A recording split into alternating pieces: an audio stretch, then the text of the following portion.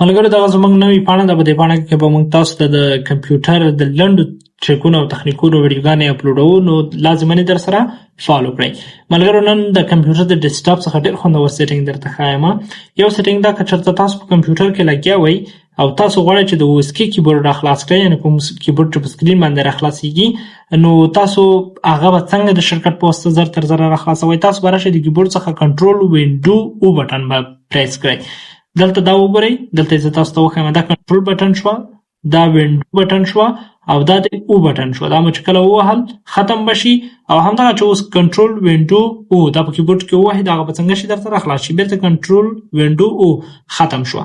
او که چېرته تاسو غواړئ چې زر تر زره په یو ځای کې په کمپیوټر کې فولډر جوړ کړئ، هغه چې تاسو دلته کلیک کوئ، بیا دلته راځئ مثلا نیو ته، او بیا دلته راځئ فولډر جوړوئ، نو هغه سیټینګ اوس تاسو ته لنډ ښایم. تاسو به راشئ د کمپیوټر د کیبورډ څخه به کنټرول شیفټ ان پریس کړئ، زر تر زره هلته فولډر جوړیږي، دلته نوم هم ورکولی شئ. نو په دې طریقې سره تاسو کولی شئ دغه دوه سیټینګونه په کمپیوټر کې اپلای کړئ، او که تاسو نور سیټینګونه غواړئ راتلونکي ویډیوګانو کې لیدلی شئ.